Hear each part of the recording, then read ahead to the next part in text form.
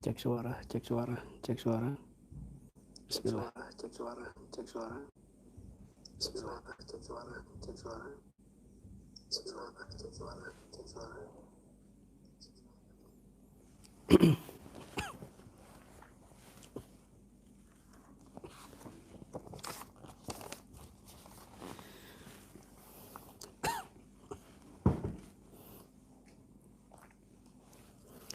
Assalamualaikum warahmatullahi wabarakatuh. Alhamdulillahilladzi hadana lihada wa ma kunna linahtadiya laula an hadana Allah. Allahumma salli ala sayyidina Muhammadin nuri kasari wa madadikal jari wa jamani bihi fi kulli atwari wa ala alihi wa sahbihi wa sallim ya nur. Allahumma salli ala sayyidina Muhammadin nabiyir rahmah wa syafi'il ummah مبلغ النبوة والرسالة وجعلنا وأصحاب الركية وهذه الأمة مرزقين بالصحة والسلامة والسعادة والرابطة في الدين والدنيا والآخرة وعلى آله وصحبه وسلم. رب اشرح لي صدري ويسر لي أمري واحلل عقدة من لساني يفقهوا قولي. ربنا أفرج علينا صبرا وتوفنا مسلمين. أما بعد.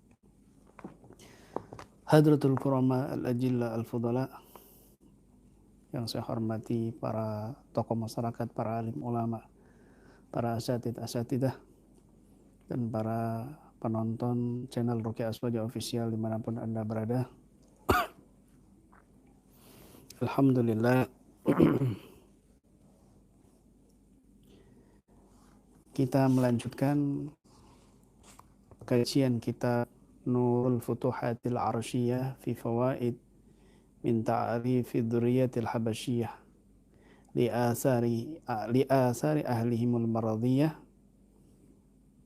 karya Al-Habib Ali bin Tahir bin Ali Al-Idrus. Kelanjutan daripada ibarah kitab ini, ya. Faedah berikutnya ini urut. Bismillahirrahmanirrahim. Qala al-musannif rahimahullah nafa'ana bihi wa fid darin amin ya rabbal alamin. Faidatun. Qala al-Habib Ahmad bin Zain al-Habsyi, idza lam yatayassar lil insan al-huduru fi salatihi masalan wa ajaza an dhalika fayanbaghi lahu an yastahdira fi nafsihi ajazahu wa qusurahu an hudurihi. Wa annahu law kana qawiyan la hamala nafsahu wa kallafaha al-hudura farubbama kana dhalika al-mashhad anfa'a lahu min hudurihi bal dhalika 'ainul huduri ma'allahi 'azza wa jalla. Faedah Al-Habib Ahmad bin Zain al-Habsyi mengatakan, idza lam yatayassar lil insan al-hudur fi salatihi, idza lam yatayassar lil insan al-huduru fi salatihi masalan, jika bagi manusia tidak mudah al-hudur fi salatihi, menghadirkan hatinya di dalam salatnya, jika seseorang ini kesulitan menghadirkan hatinya di dalam salatnya, khusyuk di dalam salatnya, masalan seumpamanya, wa ajaza an dzalika, dan dia tidak mampu untuk hal itu. Salat maka perlu kita hadirkan ruhnya agar diterima oleh Allah Subhanahu wa taala, dan ruh salat itu adalah khusyuk atau khudur hati. Rukun salat sudah terlaksana dengan baik, dengan sah secara fikih. Tetapi ada satu hal yang perlu dia lakukan, yaitu ruh salatnya, yaitu kehuduran hati, kekhusyukan hati di dalam salatnya. Maka ini penting sekali. Dua-duanya secara fikih dan syariat, secara syariat dan thariqah harus dilaksanakan, ya. Secara zahir dan batin salat itu harus ada. Kalau hanya batin saja khusyuk khudur, Masya Allah, tetapi rukun sholatnya tidak terlaksana, juga sama tidak diterima oleh Allah Subhanahu wa Ta'ala. Dan bagi orang yang tidak terbiasa khusyuk khudur, wa innaha lakabiratun illa 'alal khashi'in. Salat itu sulit dan berat illa 'alal khashi'in, kecuali bagi mereka yang sudah terbiasa khusyuk. Artinya melakukan salat memang ini perlu perjuangan dan berat. Tetapi bagi orang yang sudah terbiasa khusyuk dalam salatnya, maka salat itu menjadi ringan, menjadi satu hal yang membahagiakan hatinya, menenangkannya.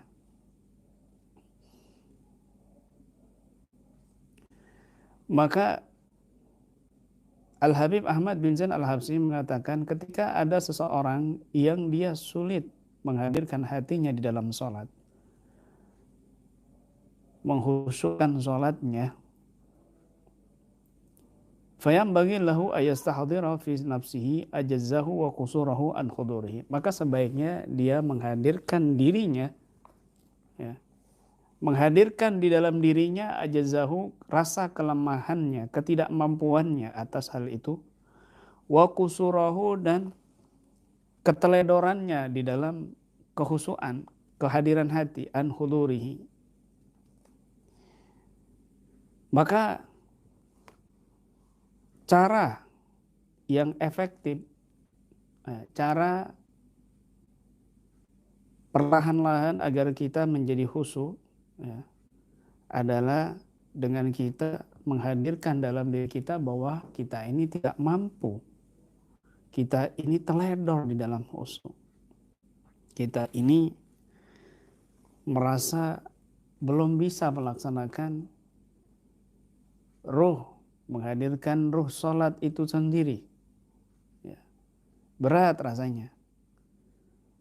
Dia merasa betul-betul hatinya ini pecah untuk Allah, karena ketika dia sholat tidak bisa menghadirkan hatinya. Nah, maka cara seperti ini adalah cara yang bisa membawa kita kehusuan, kehadiran hati. Wa annahu law kana qawiyan lahamala nafsuhu wa kallaful khudur. Kalau seandainya dia kuat sedikit saja, lahamala nafsuhu, dia akan membawa jiwanya, wa kallafal khudur, dan akan memaksakan jiwanya ini untuk hadir hati. Ya. Ketika dia merasa dirinya ini tidak mampu menghadirkan hatinya, rasa teledor, rasa ketidakmampuan, mengakui i'tiraf bil ajz wal kusur, maka sedikit saja dia kuat, dia akan bisa membawa hatinya hadir di dalam sholatnya, ya, hadir di dalam sholatnya. Dia betul-betul merasakan sedang berhadapan kepada Allah Subhanahu wa Ta'ala.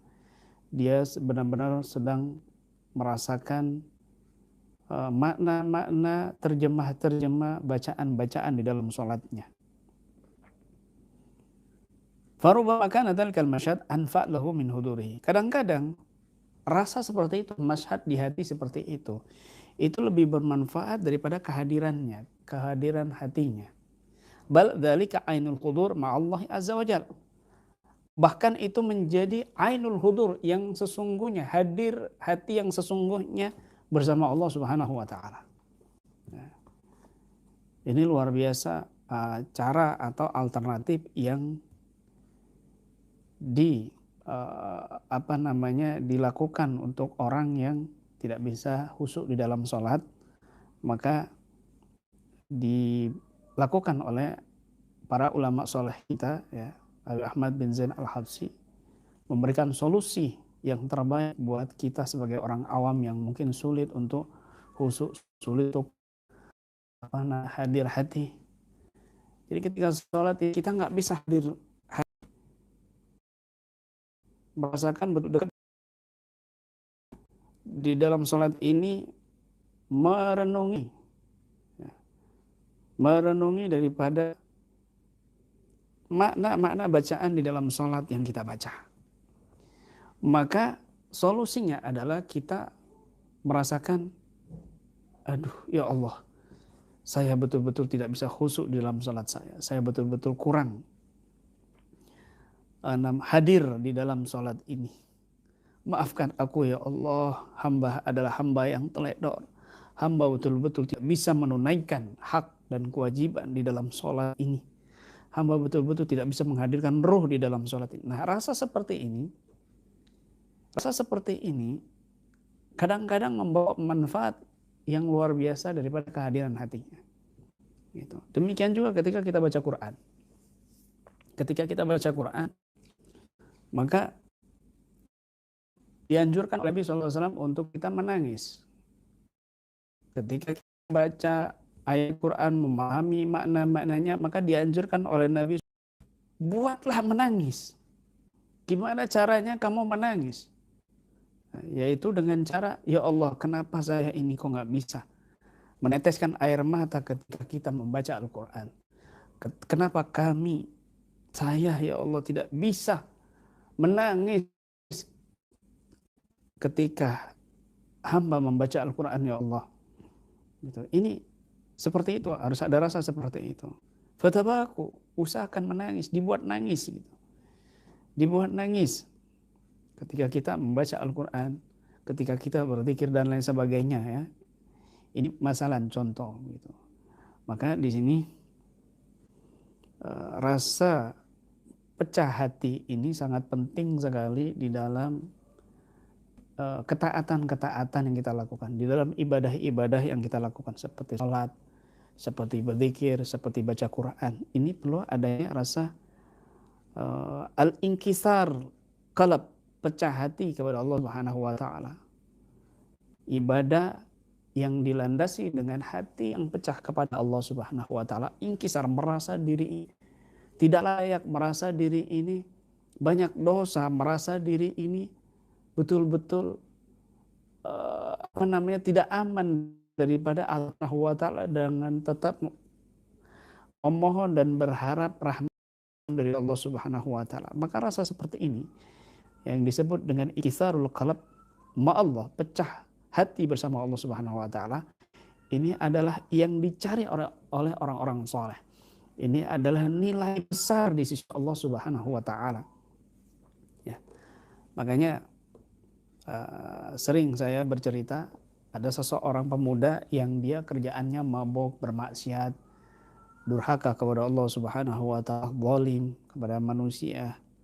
Tiba-tiba ketika dia melewati satu rumah seorang mursyid, ya, dia berkata di dalam hatinya, ya Allah, rumah ini adalah rumah orang yang soleh kepadamu dari ujung kepala sampai ujung kakinya. Sedangkan aku adalah orang yang penuh dengan dosa dari ujung kepala saya sampai ujung kaki saya.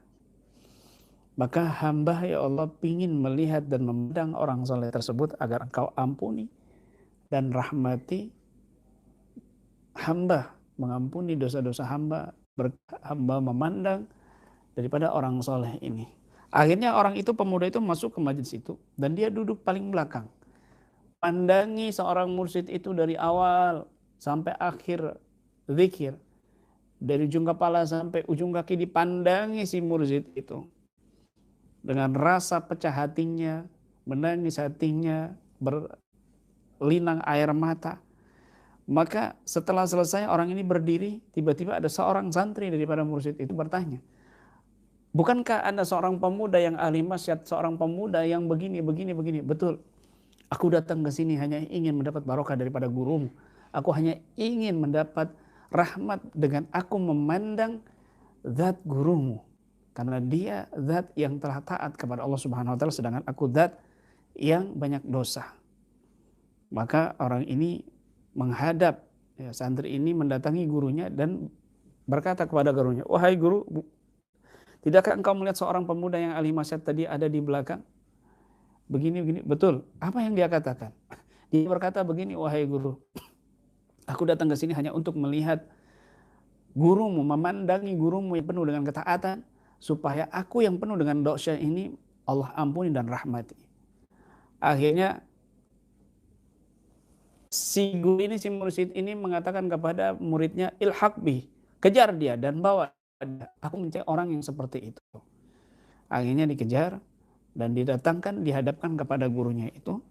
Dan gurunya ini, si mursyid, berkata, hai pemuda, tinggal di sini. Aku sedang mencari orang yang hatinya pecah kepada Allah Subhanahu wa ta'ala. Maka tidak lama setelah guru ini meninggal, si mursyid ini meninggal, si pemuda inilah yang menggantikan kedudukan si mursyid ini. Seorang pemuda yang banyak dosa, yang pada akhirnya Allah angkat derajatnya menjadi seorang soleh, mursyid, karena sikap di hatinya yaitu pecah karena Allah Subhanahu wa ta'ala. Ini penting sekali. Ini sangat penting sekali, ya. Demikian juga terjadi kepada Malik bin Dinar, seorang pemabuk, ya. Malik bin Dinar yang kerjaannya setiap hari ini mendem, mabuk, minum arak, ya, megang botol dia. Nah, suatu hari Malik bin Dinar ini sedang minum dan di pinggirnya, di gendongannya itu ada anaknya sekitar umur mungkin berapa bulan itu. Tidak sengaja kakinya ini menendang botol arak yang diminum oleh Malik bin Dinar, ayahnya itu. Akhirnya dia hatinya tersentuh. Anak ini seolah digerakkan oleh Allah Subhanahu wa ta'ala untuk menghancurkan botol minuman kerasku. Akhirnya dia pecah hatinya kepada Allah Subhanahu wa ta'ala, dan sejak itu dia bertobat kepada Allah Subhanahu wa ta'ala. Maka Allah angkat derajatnya menjadi seorang wali yang luar biasa, masyhur namanya dan terkenal, sehingga disebut namanya di dalam beberapa kitab-kitab tasawuf, dalam kitab Ihya Ulumuddin, dalam kitab Nashihid Diniyah, dalam kitab Al-Ghunyah, dalam kitab yang lain, nama beliau Malik bin Dinar selalu disebut dan harum namanya. Inilah rasa pecah hati yang perlu kita terapkan, yang perlu kita hadirkan di dalam hati kita ketika kita tidak bisa menghadirkan hati, ketika kita tidak bisa khusyuk di dalam ibadah seperti sholat, seperti zikir, seperti membaca Quran dan lain sebagainya. Maka ini penting sekali. Ini penting sekali. Oleh sebab itu,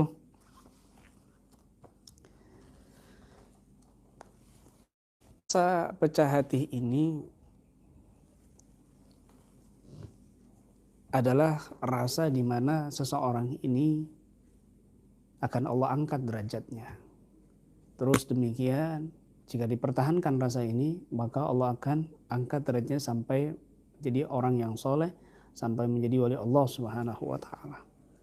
Karena rasa-rasa seperti ini, terutama di akhir zaman saat ini, sangat sulit ditemui dan sangat sulit kita dapati, di mana pergaulan bebas, di mana fitnah akhir zaman merebak dan sudah menyebar secara nyata, sehingga bagi orang-orang seperti kita, pemuda-pemudi, sulit mendapatkan merasakan hati yang pecah untuk Allah Subhanahu wa ta'ala. Tetapi ketika kita duduk dengan orang-orang soleh, ketika kita bermujalasah memandang wajah orang-orang soleh, maka ini bisa menggerakkan hati ini pecah untuk Allah Subhanahu wa ta'ala. Dia memandang wajah orang soleh, tergerak hatinya rindu kepada Allah. Dia memandang wajah orang soleh, tergerak hatinya menangis mengingat dosa-dosa yang dia lakukan. Maka kadang-kadang pandangan orang arif billah kepada orang itu menjadikan orang ini pecah hatinya dan mengangkat derajatnya seketika itu naik kepada Allah Subhanahu wa ta'ala, dan bahkan bisa menyampaikan dia sampai kepada Allah Subhanahu wa ta'ala. Nah, ini sangat luar biasa. Nah, ini penting sekali. Ya. Kadang-kadang kita pecah hati ini bukan karena Allah. Pecah hati ini karena melihat status atau postingan cerita-cerita yang melankolis yang cerita tentang masalah keduniawiaan, tentang masalah rumah tangga, tentang masalah percintaan, pecah hati. Tapi itu bukan pecah hati karena Allah, itu pecah hati karena duniawi, karena sifat-sifat yang fanaiyah, sifat-sifat duniawi, urusan percintaan, urusan harta dan lain sebagainya.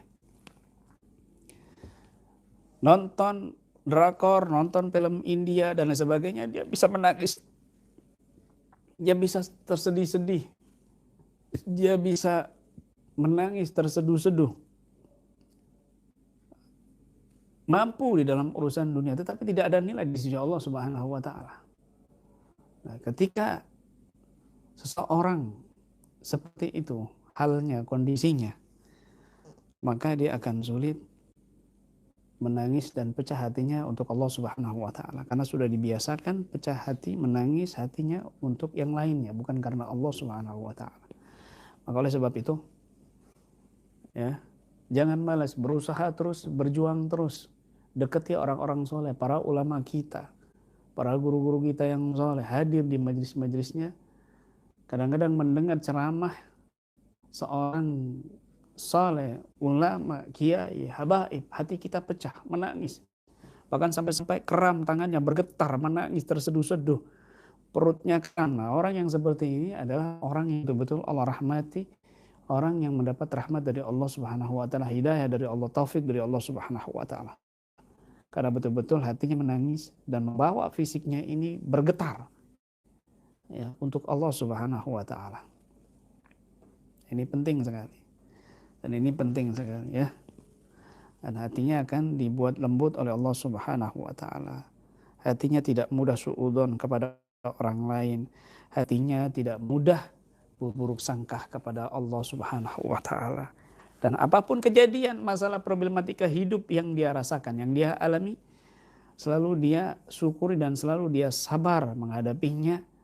Karena orang-orang yang hatinya pecah untuk Allah bersama Allah Subhanahu wa Ta'ala memiliki hati yang kuat, hati yang tawakal, hati yang percaya diri, hati yang semangat dan tidak mudah jatuh, selalu bangkit untuk Allah Subhanahu wa Ta'ala.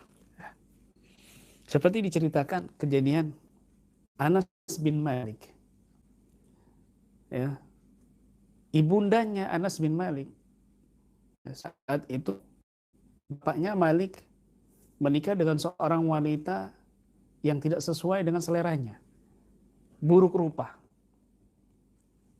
Akhirnya di malam pertama tidak menyentuh si istrinya itu, dibiarkan karena mungkin merasa menyesal memiliki istri yang buruk rupa.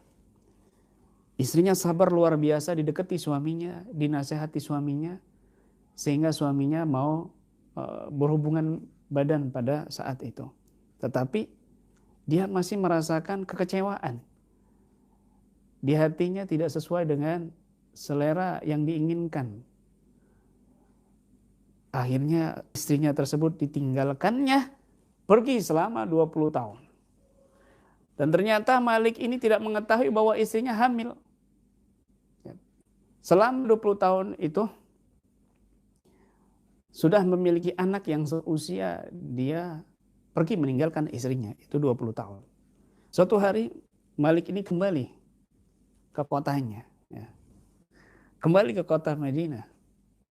Kemudian dia melihat di situ ada seorang pemuda yang sedang mengajarkan ilmu hadis, sedang mengajarkan ilmu-ilmu agama yang luar biasa, penjelasan dan utara dengan berbagai macam hadis yang dia hafal. Sehingga Malik ini terasa kagum luar biasa dengan seorang pemuda yang usianya masih muda tetapi ilmunya sangat luar biasa. Setelah selesai, si Malik ini bertanya kepada orang jamaah yang ada di sana, pemuda ini siapa namanya? Saya salut dan saya kagum dengan dia. Maka orang-orang di situ menjawab, dia seorang pemuda yang ditinggalkan oleh ayahnya selama 20 tahun. Namanya. Siapa orang yang meninggalkan? Kalau tidak salah dia bernama Malik. Padahal dia sendiri. Maka si Malik ini mendatangi Anas tersebut, ya, seorang alim, soleh, ulama yang masih berusia muda, 20 tahun. Didatangi. Wahai pemuda, aku ingin mengikutimu ke rumahmu Dan nanti sampai di rumahmu, jangan suruh aku masuk, tapi sampaikan kepada ibumu ucapan ini. Mungkin saja di dalam keburukan itu ada kebaikan. Karena pada saat si Malik ini waktu awal menikah di malam pertamanya itu, dia menghindari menjauhi istrinya. Sampai istrinya mendatangi dan mengatakan mungkin saja dalam keburukan itu ada kebaikan. Begitu. Diingat-ingat ucapan ini sampai 20 tahun itu. Dan akhirnya si Anas ini datang ke rumahnya, wahai ibu, ada seseorang yang menunggu di depan pintu.